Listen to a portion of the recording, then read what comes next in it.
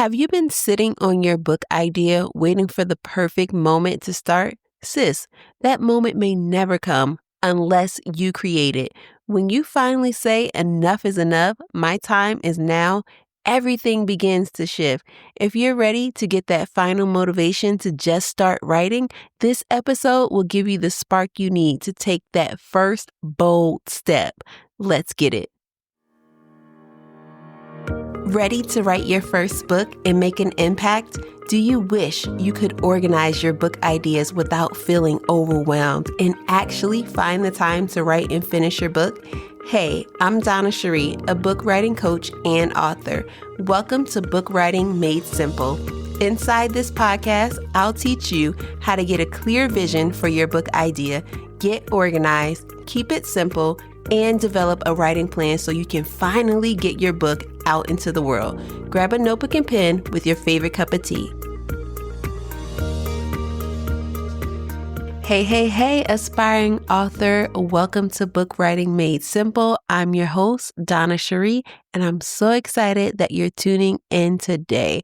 I want to give a shout out real quick before we get into today's episode to those of you who have begun to start writing your book. The time, the energy that you have been putting in, those of you who are in the actual writing process, or you're headed toward the end of, or those of you who have finally got clear on your book idea or got your book outline, kudos to you. And I want to encourage you to keep going. And I want you to know that I see you, that I hear you, I'm cheering you on, and I'm praying for you. And I can't wait to see and hear and just witness you having your book in your hand and letting it just be a testament to God's goodness and His grace and whatever it is He has laid on your heart to share. So keep going. Don't quit.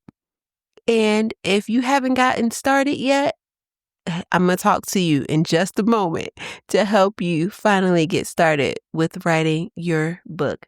I also want to give a shout out to Paula, who left a review for the show. She said, I love this show. Check out Donna's podcast. It's essential for anyone looking to share their God story through writing.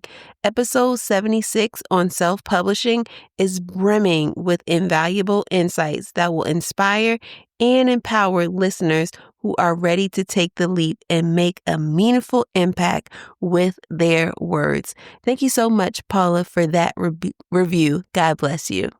What if the story God gave you isn't just for you? It's not just for you. You didn't just go through this just because, but maybe it's for someone else. And today I want to challenge you to shift your focus from perfection in writing your book and trying to make sure that you've crossed all your I's and dotted all your T's and you have all of this information. And think about purpose, to shift your focus from perfection to purpose, that there is purpose in why you have to write this book. There's purpose in why you need to complete it. To stop just thinking about yourself, if you will, or about your fears, or about all of the what ifs, and really shift your mindset to purpose. I remember when I kept putting off cleaning out my garage. This was almost for a whole year. I was thinking about, gosh, I need to declutter my garage, get it organized, and just really get it together, make it look nice, clean it up some. I was telling myself it would take forever. In my mind, I just kept thinking oh my gosh, this is going to take me forever. How am I going to carve out the time to do this? I just don't have enough time, or I didn't think that I had enough time to actually clean out my garage. And I kept putting it off. And I kept thinking about it over and over again. Or because I also work out in my garage, I have a home gym in there. So even when I was in there, I was thinking about it, man, I need to clean up my garage, but I wasn't taking any steps to do it. And then one day the thought came to my mind again about cleaning out the garage. I think I was doing something random, maybe in the laundry room doing laundry or something like that. But the thought came to me again about the garage. And again, I was thinking about this for almost a whole year, saying that I was going to do it day in and day out. And At that moment, I totally stopped doing what I was doing.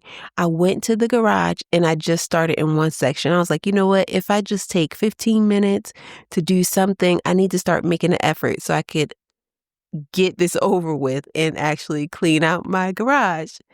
And I used to be a couponer, so getting deals and all that stuff and couponing, and before the pandemic hit, like that was really my thing. So I have like a lot of different stock items and stuff from my garage, whether I needed them or not. So, and I also have like cabinets in my garage. So a lot of those things were in there and just unnecessary stuff that I don't necessarily need, but just the thrill of getting a deal was my thing, and not having to pay full price. But anyway, I knew I wanted to donate some of those items too that I had got from couponing. So once I finally got started with cleaning my garage, I was so surprised at how much I was able to get done in just 30 minutes. Like, before I looked up, 30 minutes had already passed. I was like, oh, I knocked out this section. So much so that I ended up in there for like an hour cleaning out things because I saw how much I could get done with just 30 minutes, like separating the items and getting organized, making sure things look clean, getting the boxes together that I knew that I wanted to take to certain organizations in my neighborhood. And after that hour, I saw my progress. I saw my progress from just taking out that time and just stopping and really just saying enough is enough and getting to it, getting to the purpose rather than thinking about, oh gosh, do I really have the time to do this?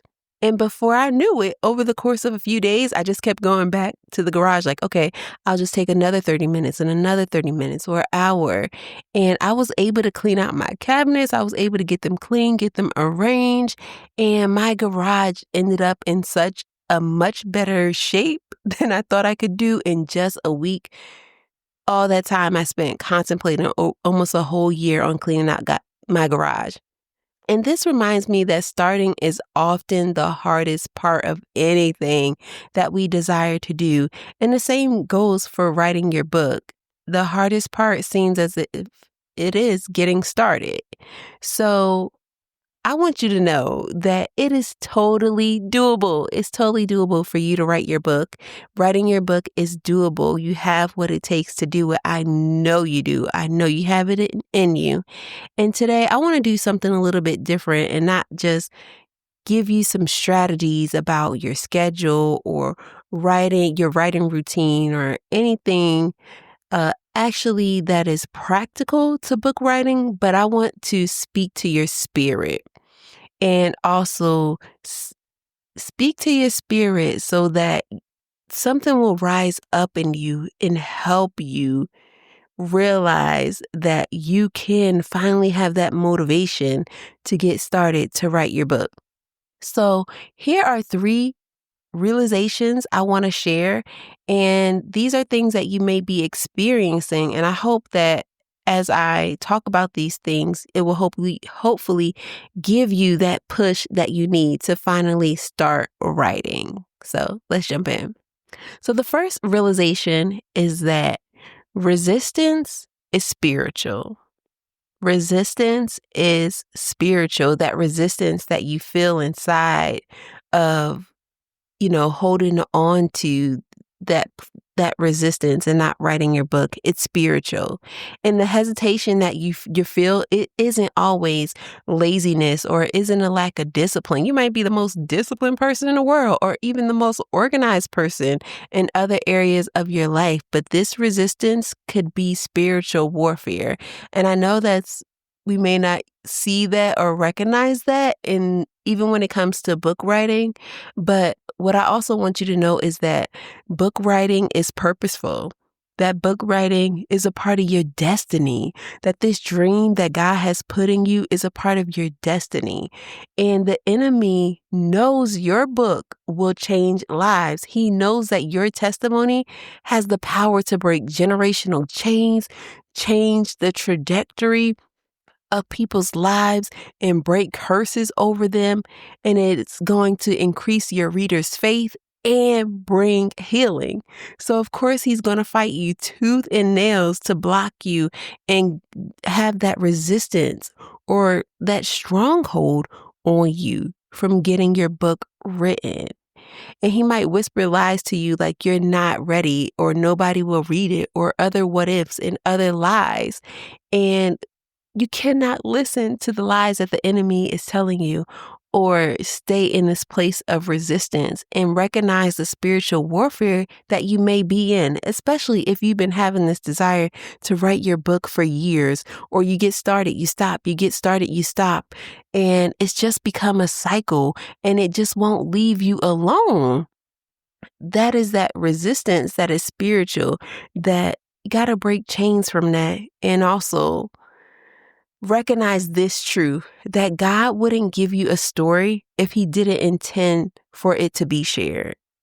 So let's rebuke the fear. It's time to move past the fear and write anyway. So yes, fear is real, or is false evidence appearing real, and fear is also an emotion, but you can also overcome your fear by taking action and write anyway.